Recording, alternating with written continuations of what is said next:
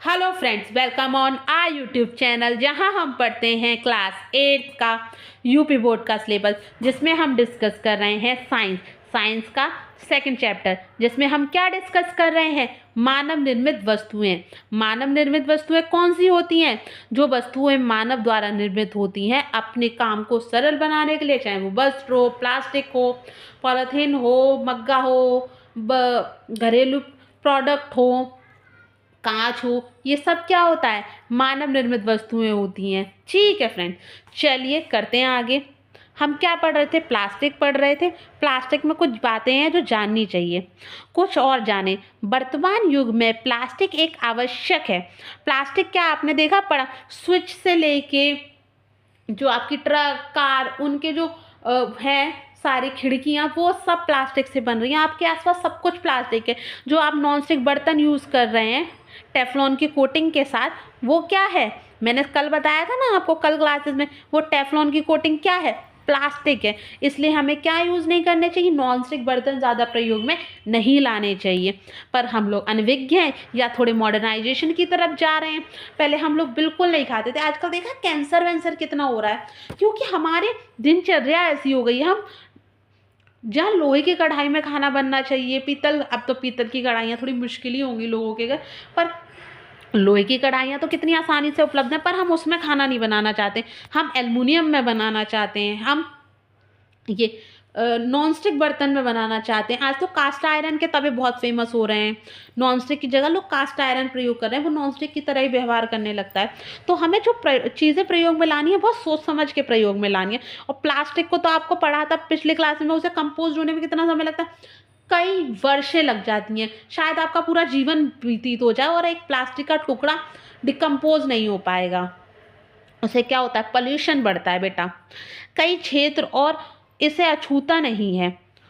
कोई क्षेत्र इससे क्या नहीं है अछूता? कोई भी ऐसा क्षेत्र नहीं है जहाँ पे किसका प्रयोग ना हो रहा हो? प्लास्टिक का प्रयोग ना हो रहा हो। कहाँ पे? प्लास्टिक का प्रयोग ना हो रहा हो। टेफ्लॉन, टेट्रापन, इथाइलीन, पॉलीमर, इसके गलनांक बहुत उच्च होते हैं। ये जो है ना, गलनांक का मतलब क्या होता है? कि वो टेम्परेचर जिस पे वो पदार्थ गल जाए, मतलब अब जो उसकी स्थिति वो ना रहे। पर इनके गलनांक इतने उच्च होते हैं कि इन्हें बहुत ज़्यादा गर्म करना पड़ेगा। 100 सेल्सियस तो इसके लिए कुछ भी नहीं है, कुछ भी नहीं, इससे भी ज़्यादा। और ये अपने जो टेक्सचर होते हैं उसे नहीं छोड़ते। इनका गलनांक बहुत उच्च होता है। ये अज्वलनशील होते हैं, ये जलते भी नहीं है।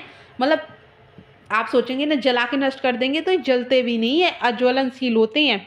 इसी गुण के कारण इसका उपयोग वस्तुओं पर परत चढ़ाने में किया जाता है। मैंने बोला है ना, नॉन स्टिक आइटम है उसमें टेफ्लॉन का क्यों किया जाता है? ये जलती तो है नहीं। मतलब आप गैस जलाओगे तो कि वो उड़ जाए, प्लास्टिक है, नहीं उड़ती ना, वो परत बनी रहती है, बनी रहती है, सालों साल चलते रहते हैं। इसलिए क्योंकि वो अज्वलनशील है। इनके गलनांक जो होते हैं वो बहुत हाई लेवल के होते हैं, बहुत उच्च होते हैं। चलिए आगे पढ़ते हैं। चेतावनी क्या है? प्लास्टिक हमारे लिए बहुत उपयोगी है, किंतु इसका दुरुपयोग बहुत हानिकारक सिद्ध हो रहा है। क्या हो रहा है?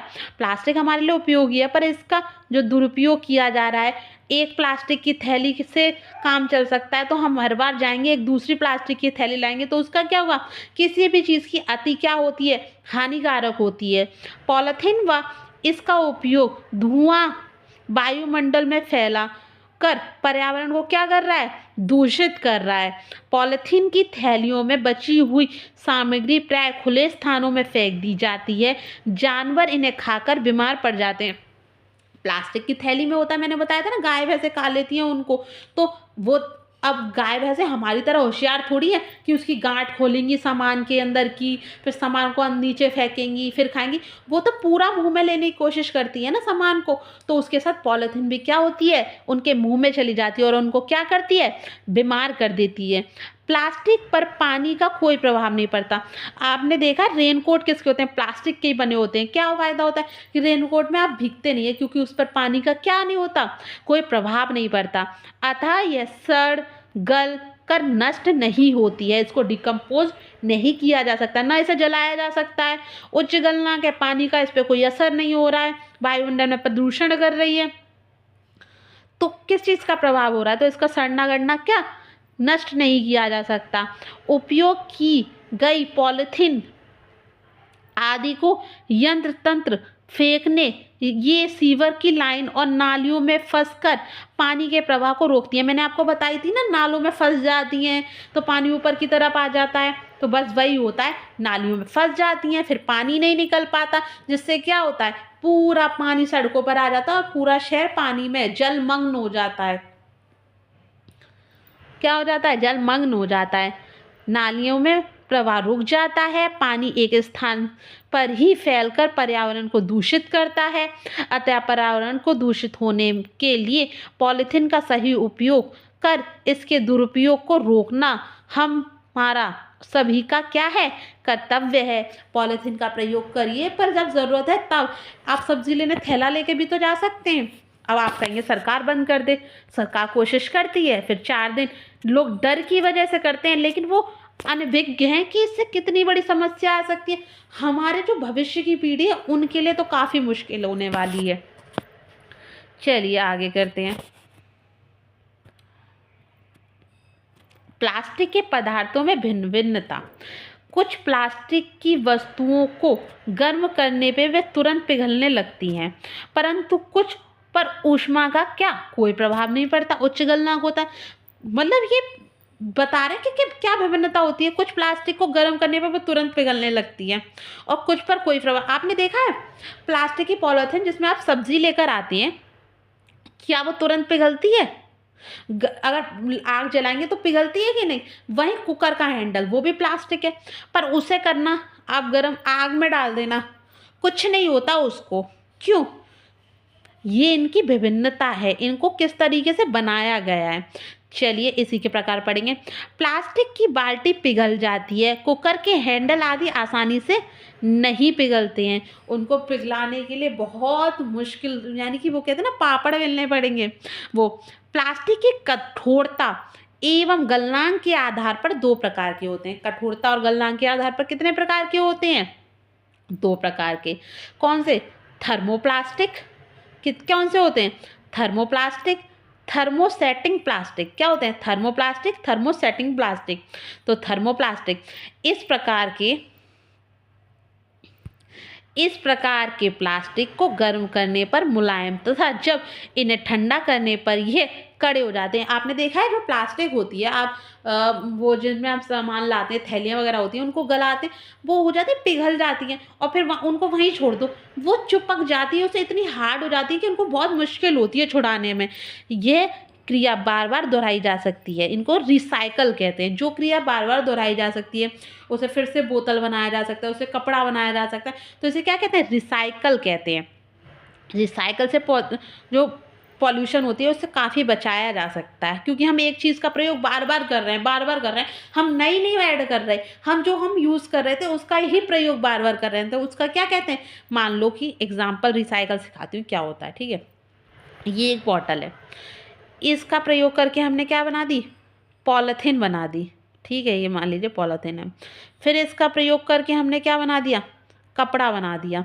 फिर इसका प्रयोग करके हमने एक डब्बा बना दिया।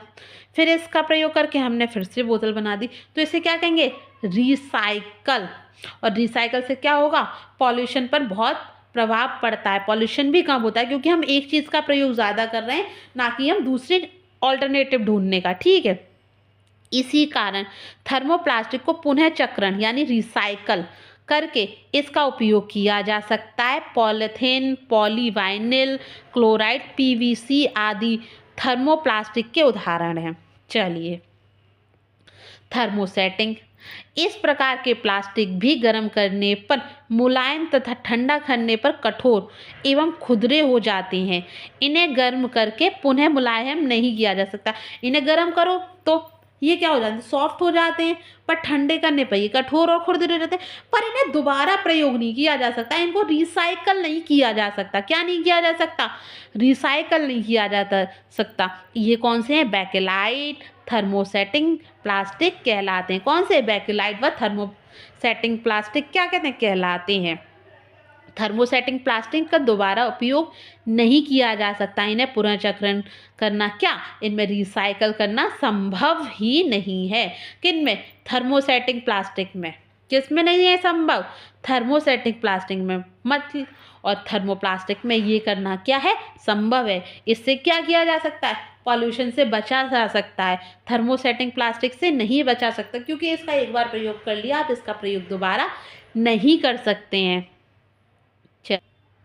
क्या आप जानते हैं इसमें पॉलीथीन, मतलब पॉलीथीन के बारे में है, पॉलीथीन के बारे में कि पॉलीथीन का कहाँ कहाँ उपयोग होता है। स्वास्थ्य देखभाल उद्योग में, स्वास्थ्य मतलब मेडिकल लाइन में कहाँ होता है, बहुत उपयोग किया जाता है पॉलीथीन का। किसमें? दवा, गोलियों, टिक्कियों को पैक करने। आपने वो देखे दवा के ऐसे करके वो आते हैं, पत्ते आते हैं, इसमें दवाई होती है, तो ये किस में पैक हो रहे हैं? ये प्लास्टिक में तो पैक हो रहे हैं, तो इसमें प्रयोग हो रही है प्लास्टिक। कहाँ हो रही है? मेडिकल फील्ड में। घाव को सीने हेतु धागे, जो घाव को सीते हैं धागे, आपने किसी का कटा हुआ देखा होगा, उसमें धागे होंगे ना ब्लैक कलर के, वो किससे बनते हैं? प्लास्टिक से बनते हैं। सिरिंज, सिरिंज इंजेक्शन तो सबने देखे होंगे। जो दस्ताने होते हैं, जो वाइट कलर के प्लास्टिक जैसे रबड़ के दस्ताने पहनते हैं, वो भी किससे बने होते हैं? प्लास्टिक के। विविध प्रकार के यंत्र किससे बने होते हैं? प्लास्टिक के।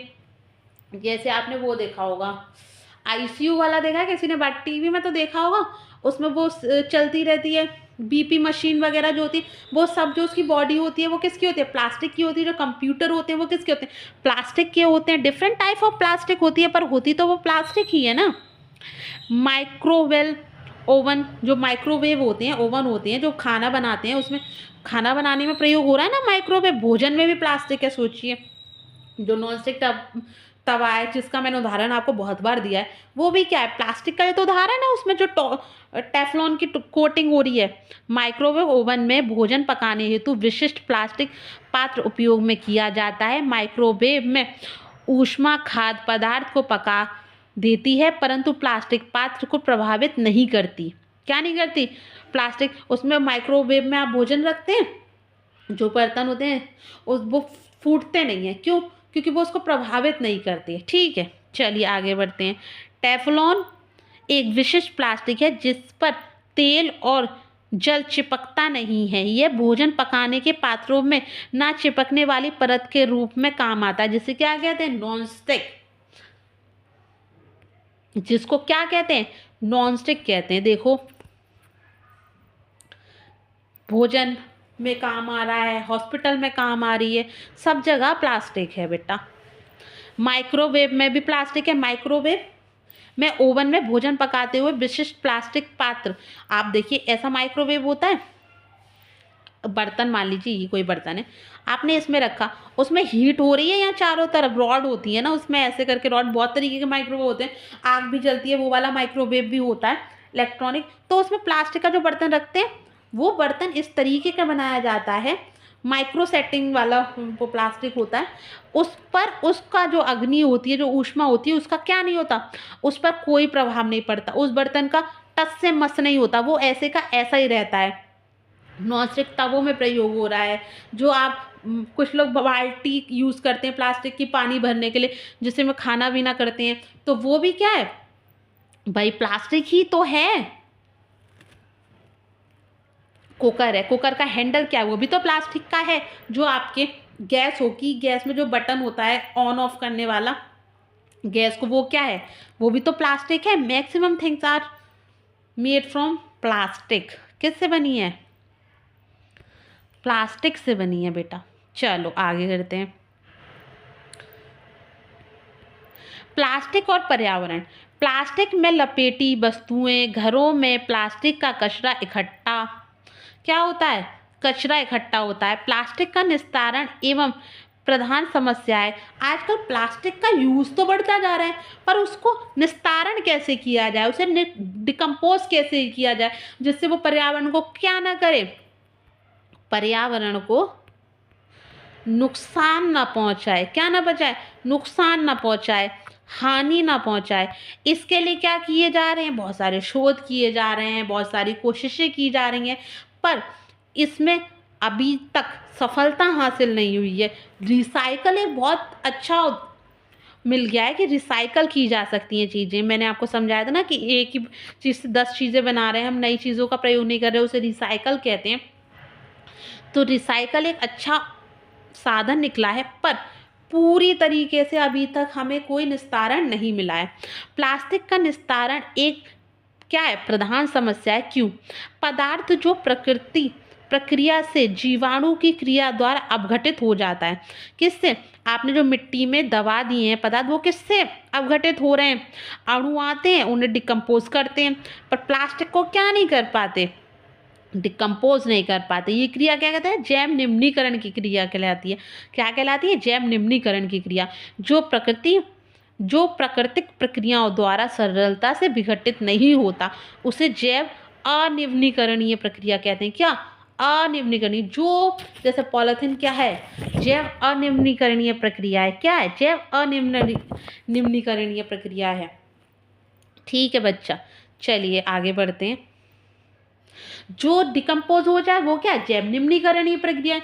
जो जैव प्रक्रिया द्वारा जो आपने जमीन में गाड़े हैं और वो नहीं विघटित हो पा रहे, वो नहीं डिकम्पोज हो रहे, वो क्या है? जैव अनिम्नीकरणीय प्रक्रिया है। ठीक है फ्रेंड, ये याद रखना है आपको कि जैव निम्नीकरणीय और जैव अनिम्नीकरणीय प्रक्रिया कौन सी होती है, किस प्रकार की होती है। ठीक है।